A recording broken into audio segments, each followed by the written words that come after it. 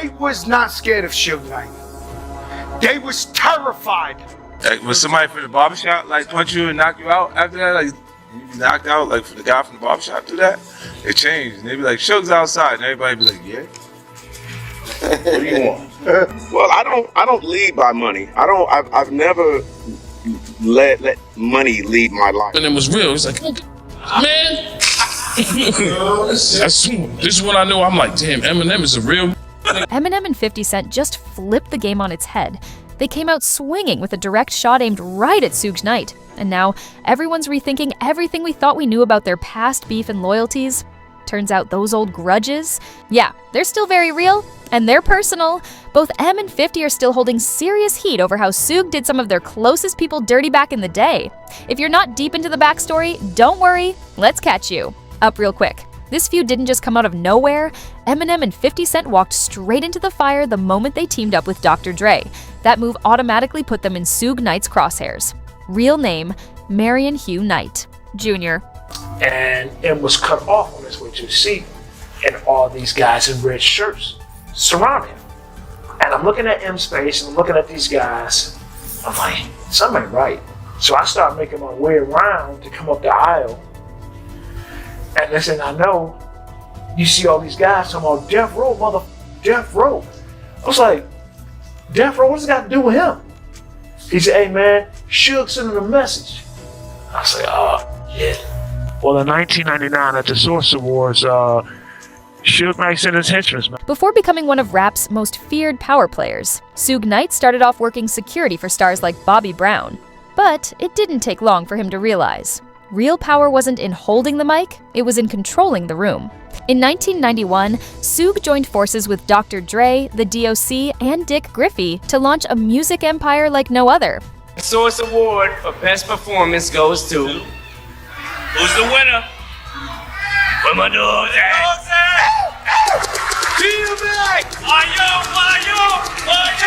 When Dr. Dre dropped The Chronic in '92, it flipped the entire rap game on its head. That sound? Untouchable.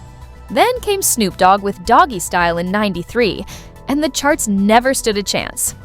When Tupac joined the label, it was game over. Death. Row was the culture. They had the sound, the swagger, the money, and the streets locked down. But behind all the shine was a dark truth no one could ignore. Suge Knight didn't just run Death Row, he ruled it with an iron fist. We got out of there. We caught the limo. This is where it gets up. We caught the limo. Death Row is still sitting out there waiting for us. The limo's pulling off as we're coming out. Death Row's behind us. That was like, this motherfucker's trying to kill us, man. What are they trying to do? What do they want? I don't understand. What do they want? M's ready to swing on someone if he has to. Yeah, man. You know, like I said, he ain't no. You know, we were all going out. We were supposed to be on vacation and having a good time with our family and kids and wives. You know, and just parlaying, man. As the plane land, they open the door up, and you got Honolulu police standing right there talking about, hey, y'all got to come with us. And it was about 20 officers, man. Say, hey, you guys got to come with us. Death Row Records is here. Word on the street is, Suge Knight even forced Vanilla Ice to sign over his royalties, and that's just scratching the surface. The stories that came out about Suge, straight up insane. Multiple insiders claimed he'd make artists strip down in the office over petty beefs that could have been squashed with a simple convo. That place ran on pure fear and control. If Suge said jump, you jumped, no questions asked. By 1996, Dr. Dre had had enough. He wasn't just walking away. He left behind his royalties, his 50% stake in Death Row, everything. That's how badly he wanted out. He walked away from millions to start Aftermath Records from the ground up. But Suge? He didn't take it lightly. He felt Dre betrayed him, and he made it a personal mission to make sure Dre would never shine without him.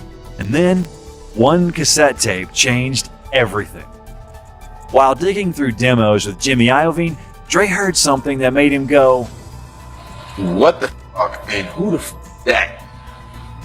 The voice belonged to Eminem, a young rapper from Detroit struggling to make ends meet. Raised by a single mother, Eminem had faced poverty, bullying, and hardship.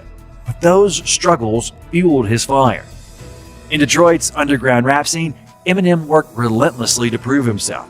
M had inherited Dr. Dre's beef by signing with Dre.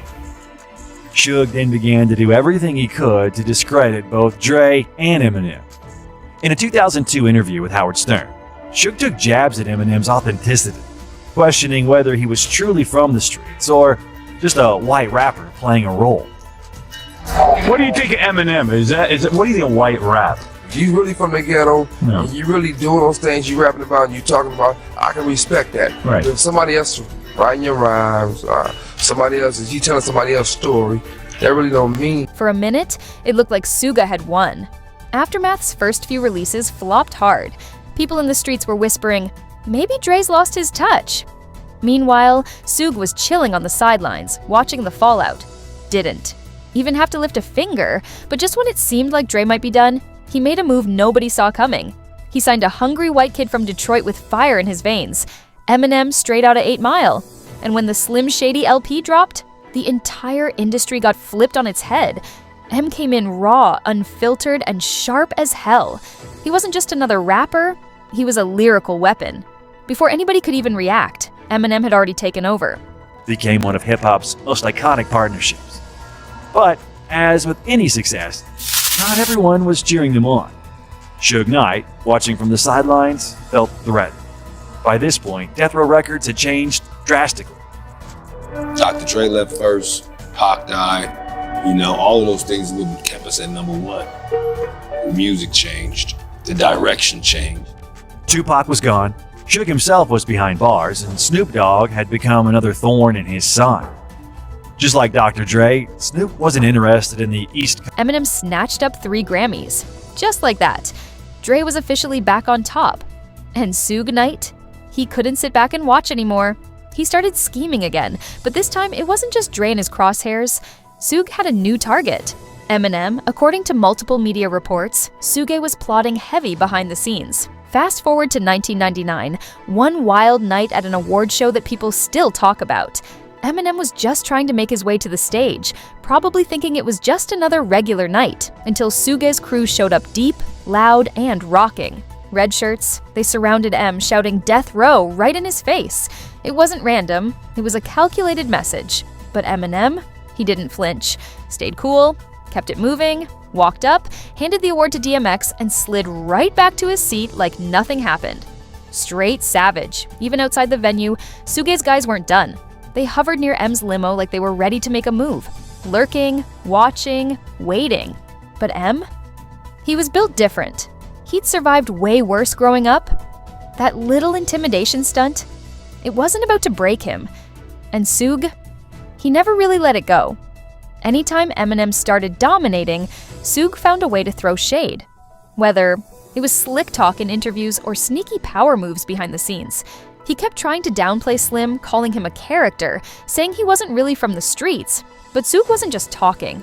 Back in '99, during a Death Row reunion in Hawaii, he made another move. The event was packed. Dre, Snoop, Eminem, even their families rolled out for what was supposed to be a chill getaway.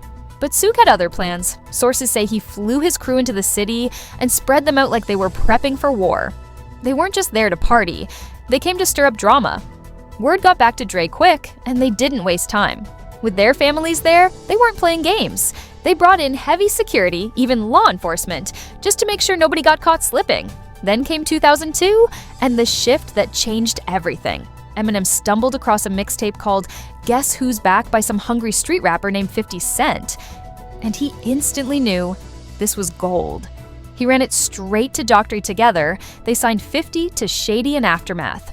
And when Get Rich or Die Tryin' dropped on February 6, 2003, game over. That album shot straight to #1 on Billboard 200, selling over 872,000 copies in its first week. 50 had officially arrived, but joining Dre and M's empire meant stepping into their war zone, and Suge Knight was still out there moving shady. This wasn't just about throwing jabs. Reports say Suge tried one of his old-school intimidation plays. He rolled up thick, 30 deep, to the set of 50 Cent's Indie Club video shoot, surrounded by some serious muscle. As soon as people spotted Suge and his crew, most dipped. Fast, nobody wanted that smoke, but 50? He stood tall, didn't budge, looked Suge dead in the eye and basically asked, "What's up?"